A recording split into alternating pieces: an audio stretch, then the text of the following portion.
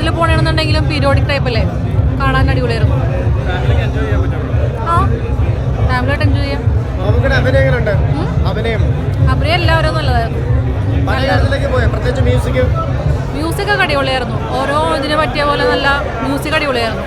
കണ്ടിരിക്കാം. നല്ല പടം. പടം അടിപൊളി. മമ്മൂട്ടി അടിപൊളിയായി.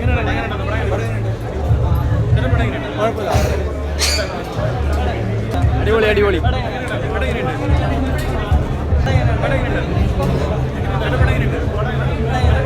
ശോകമാണ് ശോകം.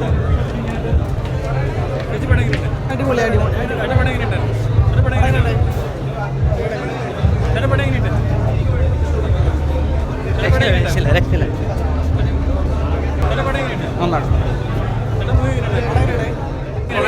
ഒന്നും പറയാലോ. ഇതുപോലൊരു എന്ന് വെച്ചാൽ ബ്ലാക്ക് ആൻഡ് വൈറ്റിൻ്റെ ഭംഗിയുണ്ടെന്ന് നമ്മൾ കാണുവാണ്. ഒരു കാരണവശാലും ഇത് ആദ്യം തന്നെ പറയുന്നത് OTT പടം ഒന്ന് കാണരുത്, ബിഗ് സ്ക്രീനിൽ തന്നെ വന്ന് അറ്റ്മോസ്ഫിയർ തന്നെ ഇത് കാണണം.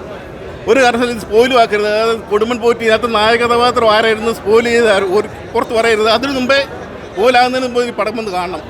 കിടിലോ കേട്ടോ എല്ലാവരും. അതായത് സിദ്ധാർത്ഥ് ഭരതനെ നമ്മുടെ അർജുൻ അശോകൻ അവർ രണ്ടുപേരും കയറി തകർത്തു. മമ്മൂട്ടി പിന്നെ പറയേണ്ടതാണല്ലോ, അടിപൊളി. ഇൻട്രൊഡക്ഷനൊക്കെ തകർത്തു വാരി അതുപോലെ കളി. അതുപോലെ തന്നെ അത് അവസാനമാണല്ലോ അതിൻ്റെ ഇതല്ല. ഇത് ആദ്യം മുതലേ ഒരു ഇൻ്റർവെൽ ആകുമ്പോഴാണ് നമ്മൾ അതിൻ്റെ ഇത് അറിയുന്നത്. എന്നാണ് അറിയുന്നത് കൊടുമനത്ത് നായക കഥാപാത്രം ആരെന്ന് അറിയുന്നത്. കടന്ന് കിടിലൻ പടം. കിടിലൻ പടം കേട്ടോ. സ്റ്റോറി കിടിലൻ, മേക്കിംഗ് കിടിലൻ. പടം അടിപൊളി പടമാണ്. അടിപൊളി തിയേറ്റർ എക്സ്പീരിയൻസ് ആണ്. മസ്റ്റ് വാച്ചിങ് പടമാണ്. പിന്നെ നമ്മൾ എക്സ്പെക്റ്റ് ചെയ്തതിനേക്കാളും ഒരുപാടുണ്ട് പടത്തിൽ. എല്ലാവരും ഞാൻ റെക്കമെൻഡ് ചെയ്യേണ്ട ഒരു പടമാണ്. നല്ല പടമാണ് കാണാൻ. ഓക്കെ, ഫാമിലിക്ക് ഫസ്റ്റ് ആയിട്ടും കാണാൻ പറ്റുന്നതാണ്. വലിയ കുഴപ്പങ്ങളൊന്നുമില്ല. എന്തിൻ്റെ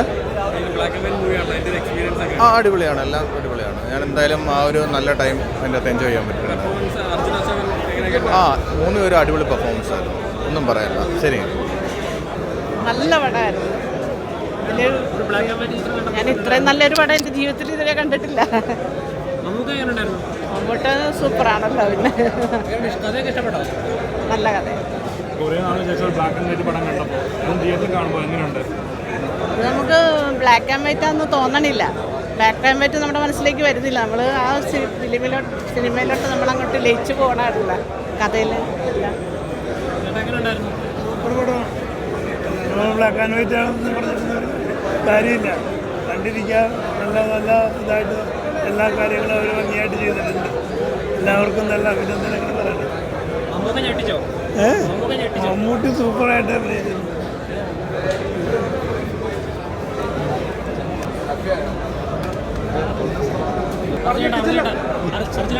ഇതുവരെ മലയാള സിനിമയെ കണ്ടിട്ടില്ല, അല്ലെങ്കിൽ ഇന്ത്യൻ സിനിമയിൽ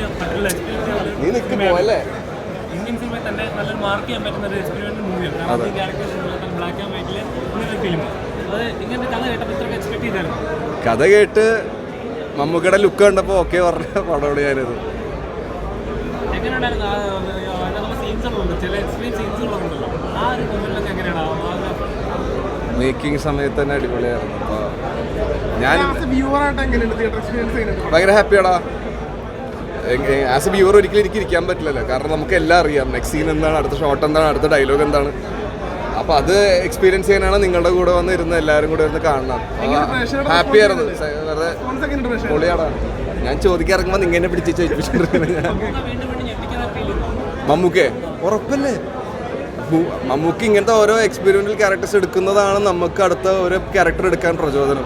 കാരണം അത്രയും സീനിയറായിട്ട് അത്രയും എക്സ്പ്ലോർ ചെയ്തൊരു ആക്ടർ ഇങ്ങനത്തെ ഓരോ ക്യാരക്ടർ എടുക്കുന്നതോറും നമുക്കൊരു ടെൻഷനില്ല. നമുക്ക് എന്ത് വേണമെങ്കിൽ ചെയ്യാമെന്നുള്ളൊരു പവർ നമുക്ക് തന്നെ ഉണ്ട് നമുക്ക്. അപ്പോൾ അതിൻ്റെ ഒരു ഹാപ്പിനെസ്സിലാണ് ഞാൻ ഇന്ന് ഡയറക്ടറെ കണ്ടോട്ടെ.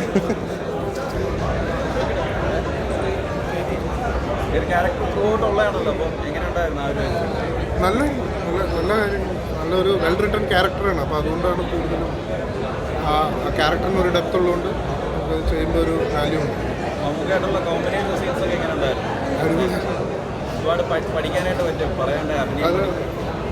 അത് നമുക്ക് എനിക്ക്